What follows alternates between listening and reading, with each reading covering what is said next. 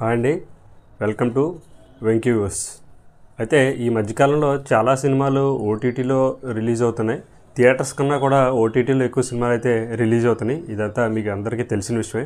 అయితే ఓటీటీలో కూడా చాలా మంచి సినిమాలు అయితే ఈ మధ్యన వచ్చాయండి. అందులో ఒకటి ఓటీటీలో వచ్చిన ఆ సినిమాల్లో ఒకటి ఏంటంటే దూత, నాగ చైతన్య, విక్రమ్ కే కుమార్ కాంబినేషన్లో వచ్చిన దూత సినిమా. అయితే అమెజాన్ ప్రైమ్లో ఈ మూవీ అయితే అవైలబుల్ ఉందండి. అయితే సినిమా ఎలా ఉంది ఏంటి ఈ విషయాలను అయితే చూద్దాం.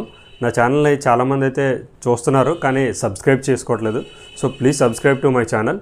ఇక పోతే సినిమా విషయానికి వస్తే సినిమా దూత ఇది అమెజాన్ ప్రైమ్లో అవైలబుల్గా ఉంది. అయితే ఒక 8 ఎపిసోడ్స్గా ఈ సినిమాని అయితే తీసుకుని వచ్చారు. సినిమా స్టోరీ అయితే బాగా కొత్తదైతే ఏమీ కాదు, బట్ కొంచెం డిఫరెంట్గా అయితే ట్రై చేశారనే చెప్పాలి.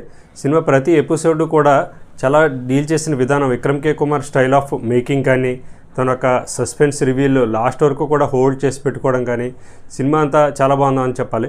ఎపిసోడ్లో ఏ సీన్ మిస్ అయినా కూడా మనం కనెక్టివిటీని అయితే మిస్ అవుతుంది జరుగుతుంది. ఒక ఎపిసోడ్ స్కిప్ చేసో కానీ ఫార్వర్డ్ చేసి కానీ చూడడానికైతే ఈ మూవీ అయితే ఉండదు. ఈ మూవీ అనకూడదు, వెబ్ సిరీస్. ఈ వెబ్ సిరీస్ అయితే అలా సాగుతూనే ఉంటుంది.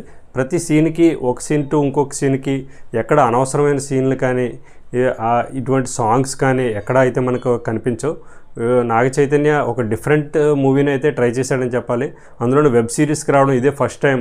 అయినా కూడా తన యొక్క పెర్ఫార్మెన్స్ వైజ్ తన మెచ్యూరిటీ అయితే సినిమాలో కనిపించిందని చెప్పాలి. ప్రతి ఎపిసోడ్ని కూడా నీట్గా ఎక్కడ కూడా ల్యాగ్ లేకుండా, ఇన్ని ఎపిసోడ్స్ ఉన్నాయి కదా ఏంటి అన్నది లేకుండా ఎక్కువ సినిమాని అయితే మెయిన్ స్టోరీ కంటెంట్ మీద ఏదైతే ఫోకస్ చేయాలనుకున్నాడో అదే ఫోకస్ చేయడం జరిగింది.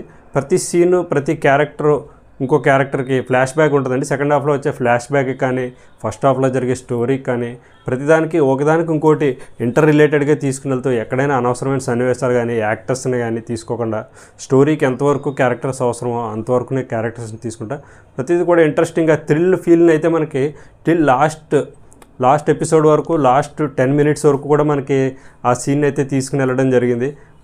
అంతేకాకుండా ఇదే స్టోరీని ఒక థ్రిల్లర్ కమ్ హర్రర్ మూవీ కింద అయితే తీసుకుని వెళ్ళడం జరిగింది. తీసుకెళ్ళినా కూడా ఒక మంచి మెసేజ్ని, ఇప్పుడు పబ్లిక్లో ఇప్పుడు ఎటువంటి ఇష్యూస్ మీద మనకి ఫైట్స్ జరుగుతున్నాయో టీవీల్లో కానీ ఎక్కడైనా కానీ, ఒక పాలిటిక్స్ విధంగా కానీ, అటువంటి ఒక మెసేజ్ని, ఒక చిన్న మెసేజ్ని కూడా స్టోరీ లైన్లోనే తీసుకుని వెళ్ళడం జరిగింది. ఈ విధంగా అయితే స్టోరీని డీల్ చేసిన విధానం కూడా చాలా బాగుందని చెప్పాలి.